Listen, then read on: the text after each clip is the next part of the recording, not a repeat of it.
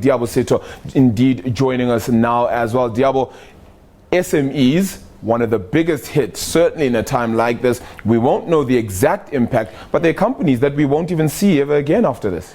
That's absolutely true, Arabile. Just yesterday, the government did announce some measures, to help cushion the blow of SMEs. But I'm more worried about the informal sector, and how they can ride the wave, in fact, because with the measures that have been announced by government, it certainly kicks them out. But I'm also going to be speaking to a financial fitness bunny, Nicollette Mashile, who's going to talk about keeping fluid and using digitization tools at this time as a business.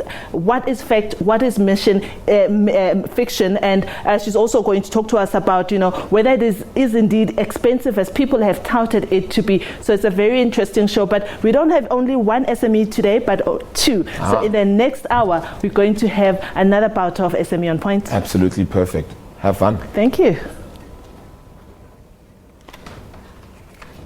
So this is SME on Point, and I am Liabo Setho. So we can now confirm that COVID-19 stands at 202 infections.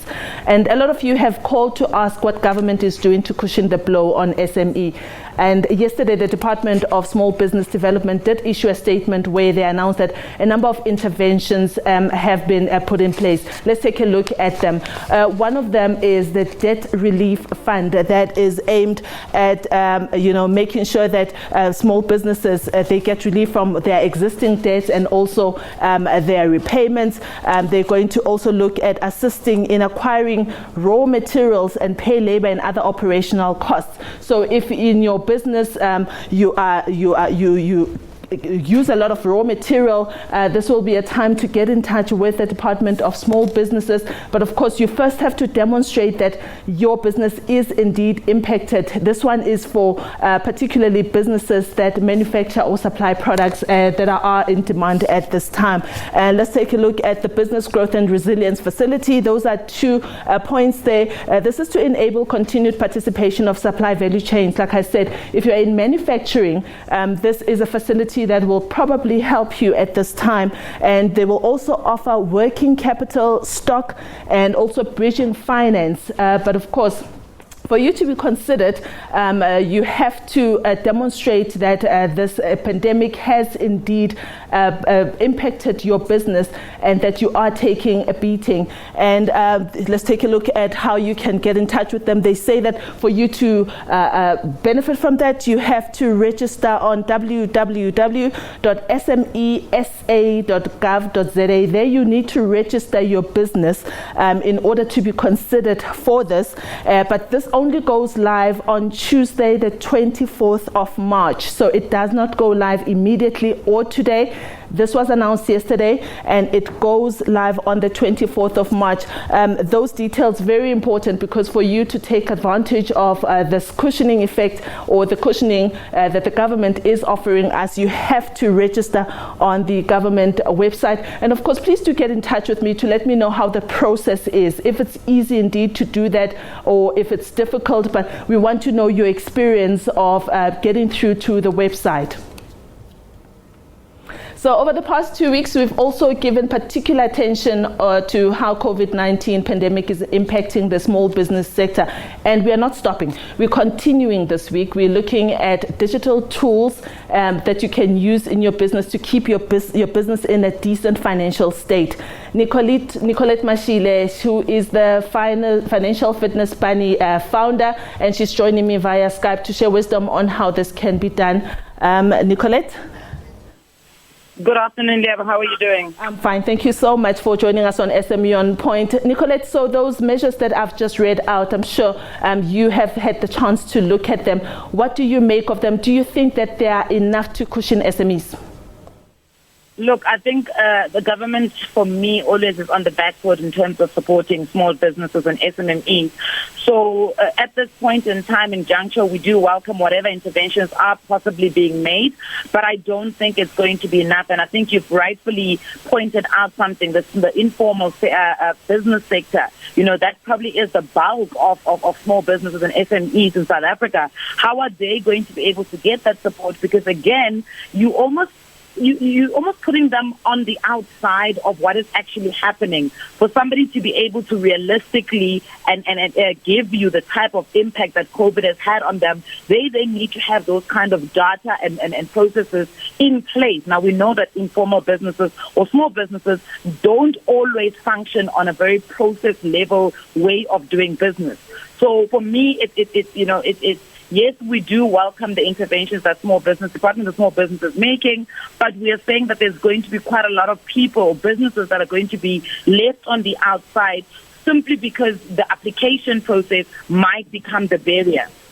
Let's take a look at what people have said on social media. I know that you've had one or two things to say. Some people have touted issues of tax breaks, and freezing of rental income, freezing of or other financial commitments that a business could have. Do you think this would be sufficient? I think certainly. I think we need some sort of, landlords coming together and being able to understand that it is a tough time, not only for them, but they can see that their offices are empty. They can see that businesses are not currently retailing and trading. So how do you then expect a business, especially businesses that are working on cash flow basis, how do they expect them to be able to pay their rent, So some sort of rental relief worked out to be paid over maybe in the next couple of 12 months, a debt moratorium from the financial institutions, so I think being able to just freeze your monthly expenses that right now are actually non-essential to your operations would really be helpful. And then also over and above that, being able to give some sort of incentive from the government, as you said, to be able to pay salaries. Because some of these companies or some of these small businesses, if they are not making any type of revenue, it means they can't pay their staff. So, the trickling effect of what's happening currently with COVID doesn't just stop at a business being down and out. It also trickles down to the families that are being supported by those businesses. So financial security obviously is more important now more than ever. But you have some views on how businesses can digitize and use those tools. And I'd like you to share those with us and our viewers. Look, I think I'll give you a practical example with myself. So I've had, I think over the next couple of weekends, 3 or 4 events that have now been cancelled. Why? Because the president has obviously made the call that we can't be gathered around with more than 100 people, right?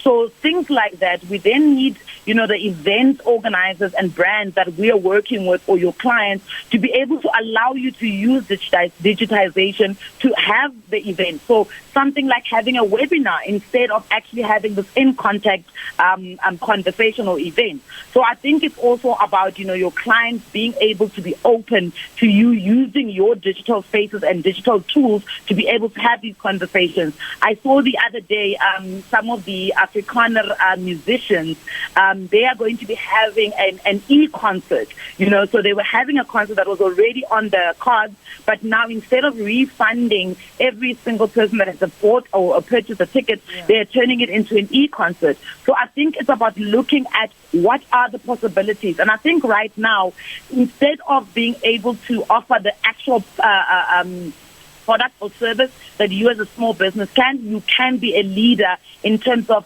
how do we then overcome COVID? How do we make sure that everybody's taking the precautionary measures? And that's now reaching out to your customers and your clients using digitization, having Skype meetings like we are currently having, having Zoom calls. That's what's going to really be important to keep some businesses afloat.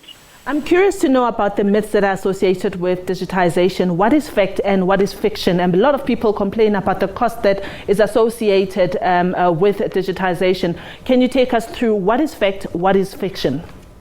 Look, we can't run away from the fact that data in South Africa is quite expensive. And for some businesses, because they've never really embraced the use of digitization, they've never gone into factoring those kind of costs into their, into their operational costs. So a lot of people are now being pushed into that space right now and getting a big shock of their life. But as I said, again, we are welcoming some of what's been happening in South Africa. We've just gotten the call that MTN is going to be reducing its data prices. but also we do have these various networks, companies that are assisting. The likes of Vodacom has several tools that can help small businesses. I think it's about, the biggest myth is that it's very costly to use digitization. In actual fact, it can cut your operational costs quite incredibly. I think the second thing is about safety and security, working on a digital space, using digital tools. People don't really know who's on the other side of the digital tool. So there's also a bit of wariness in regards to that. And then I think it's also poaching of data and confidentiality. Yeah. People are afraid of the cloud, basically, because they don't understand it. There's still a bit of education that needs to be done around how does cloud work, how does digitization actually work, and how can it actually assist businesses. We've seen a study has been done that companies that do embrace digitization, their bottom line is improved, or performance peaks by 27%. So I do think that there are several myths that can be overcome just with a bit of education. Nicollette, I wish I could continue the conversation and ask you for some of your financial fitness tips, but unfortunately I'm out of time, and I'd like to thank you for giving us your input on SME on Point. We really do appreciate it. So after the break, it's Books on Point, but for me, it's goodbye. But I'll be back in the second hour with more SME on Point.